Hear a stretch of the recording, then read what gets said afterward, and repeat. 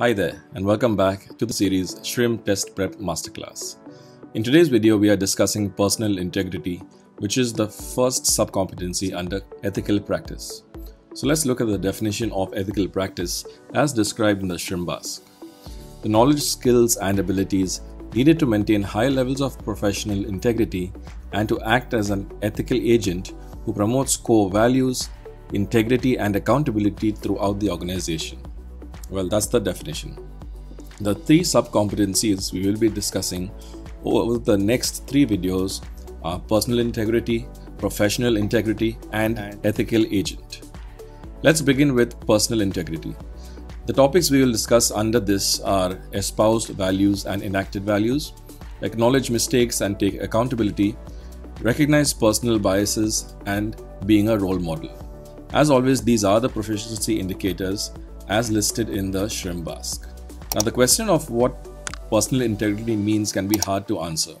There isn't really a clear definition to it, but many people often say that it's being true to oneself and living in accordance with one's own values or conscience. Personal integrity is about respecting oneself and one's own values and models. It also involves being honest with yourself and others, being fair, and having a sense of responsibility for your actions. Now, organization leaders can set the tone and encourage transparency and ethical behavior, instilling a culture of accountability that spreads throughout the organization, helping every staff member understand why meeting ethical standards are important. Company values such as good customer service, a high quality product or service, and trustworthiness must be consistently demonstrated and enforced. Companies can also establish an ethical culture by training all employees with a code of ethics, educating employees about company's values, missions, establishing clear moral and ethical frameworks for how to make decisions. Our first topic today is espoused values versus enacted values. Now, an organization's espoused values are what the company says it believes in and stands for. These are usually reflected in the company's mission statement, core values, and code of conduct. The enactment of these values is how they put these beliefs into practice. So, to put it more simply, a company's espoused values are what it says its values are, while on the other hand, enacted values are what the company actually does. So, for example, a company may have a code of conduct that states that they value diversity and equality among their employees, but they may not have any policies or practices to ensure that this is actually the case. So we can relate this same situation to us as individuals when speaking of personal integrity. As an individual, we all have certain values that we like to be known for. These values could be fairness, honesty, trustworthiness, etc. And these would be our espoused values.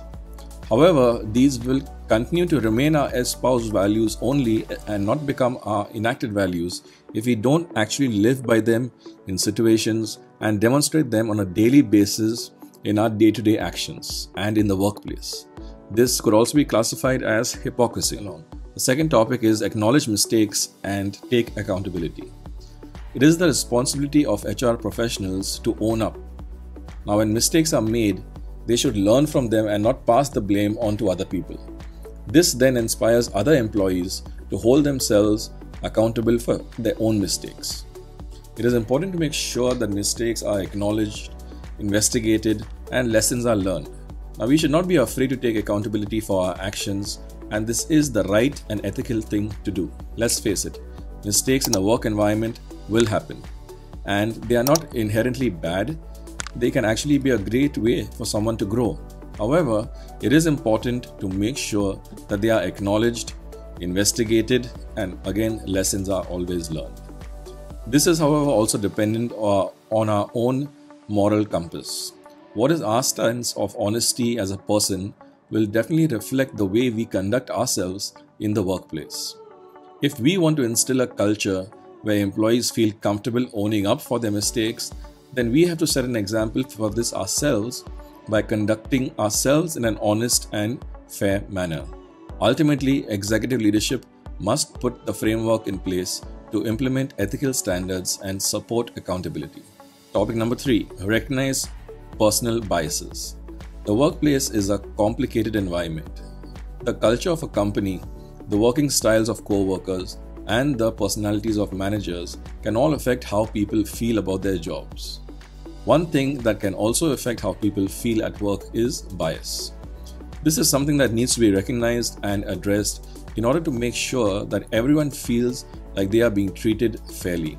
There are many different types of biases that exist in the workplace, and they can show up in different ways.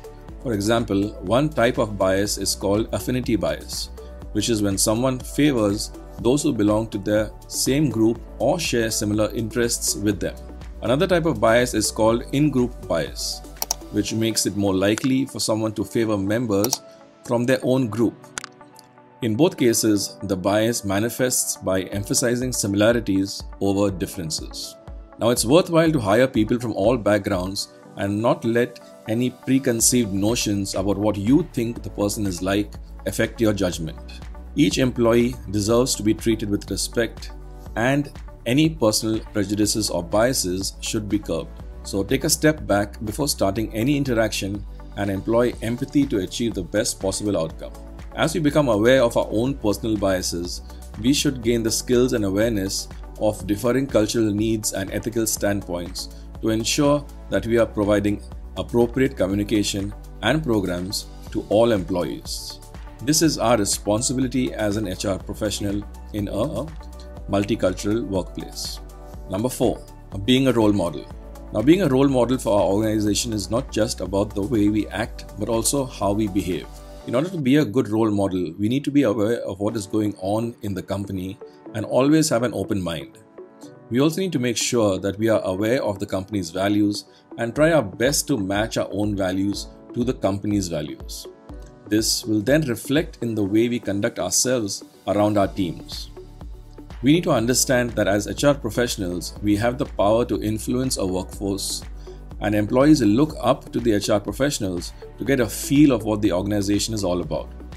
Now, in any work environment, there are certain standards of professionalism that must be met. The HR professionals' conduct, way of dress, and even conduct outside of work is subject to these high standards. We should behave in an ethical manner to be a role model of personal integrity within our organization. Just as we spoke about earlier, if we want employees to own up and take responsibility for their mistakes and promote a culture of honesty within our organization, then we have to demonstrate this on a daily basis. However, on the other hand, if we ourselves are not demonstrating these values, then how can we expect other employees to demonstrate them? Well, with that, we come to the end of this video. Once again, if you're finding value in these videos, make sure you like, subscribe, hit that bell icon, and follow the series SHRM Test Prep Masterclass.